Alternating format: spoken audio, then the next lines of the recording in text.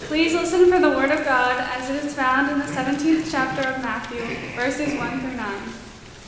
6 days later, Jesus took with him Peter and James and his brother John and led them up a high mountain by themselves. And he was transfigured before them, and his face shone like the sun, and his clothes became dazzling white. Suddenly there appeared to them Moses and Elijah talking with him.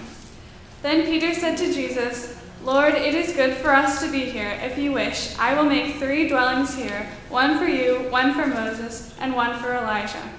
When he was still speaking, suddenly a bright cloud overshadowed them, and from the cloud a voice said, "This is my son, the beloved. With him I am well pleased. Listen to him." When the disciples heard this, they fell to the ground and were overcome by fear. But Jesus came and touched them, saying, "Get up and do not be afraid." And when they looked up, they saw no one except Jesus himself alone. As they were coming down the mountain, Jesus ordered them, "Tell no one about the vision until after the Son of Man has been raised from the dead." Here ends the reading of the Gospel. May God bless our hearing and living of these words. This morning we are presenting an interactive sermon. We have posters with prompts on them that we will hold up. You are invited to participate in the sermon by following the directions on the posters. For example, if the poster says, "Clap," clap just like that. If it says "cheer," we invite you to actually cheer. Thank you.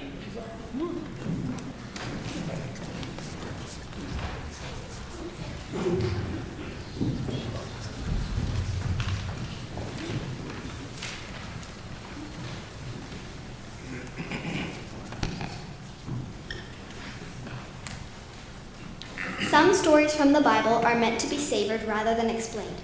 Today's story of the Transfiguration is like that. Ugh, the Transfiguration. What a weird story. We've been talking about it in Sunday school and youth group for like a month and I still don't get it. Don't worry, you're not alone. For some stories, when we try too hard to explain them, to pin down every detail and what it all means, we miss the point. The Bible can teach us many things. One of them is that we cannot know all of who God is. Instead, we are given the gift of wonder. Wonder? Yes, wonder. A feeling of surprise mixed with awe and admiration, caused by something beautiful, unexpected, or inexplicable. What? Inexplicable. Something that can't be explained. So as we present this story for you, instead of trying to figure it all out, let's practice wonder.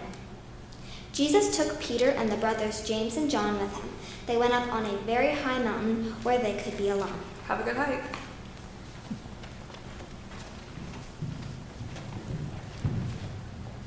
There in front of the disciples, Jesus was completely changed. His face was shining like the sun, and his clothes became white as light.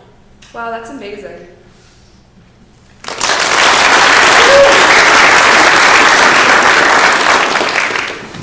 All at once, Moses and Elijah were there, talking with Jesus.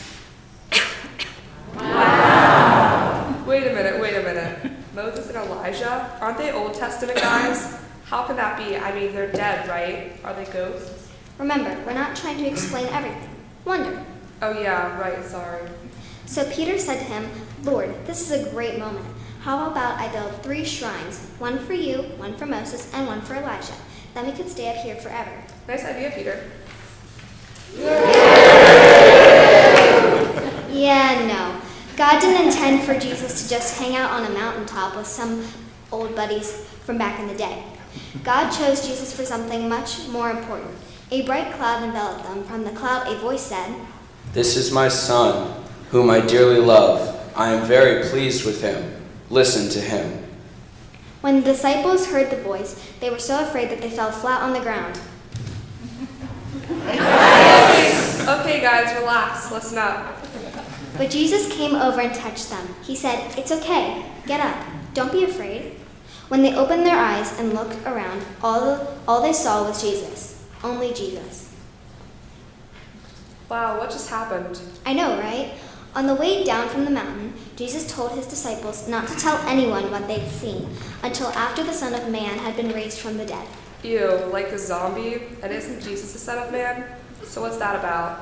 I mean, is he talking about himself? I don't get it. This is so weird. Yeah, you're right. It is weird, but that's okay. You don't have to understand it all. Remember, what was the point? Wonder. Yes, wonder. The power and beauty of the surprising and inexplicable. God is bigger and greater than everything that we can possibly ever know about God. God is mysterious, and sometimes God works in ways that we can't explain. Okay, so what? What am I supposed to do with that? Well, remember how Peter wanted to build shrines for Jesus and Moses and Elijah? But that didn't happen. Jesus didn't stay on the mountain bright and white and shining like the sun. He came back down. He taught people, healed people, fed people, prayed for people, and even died for people.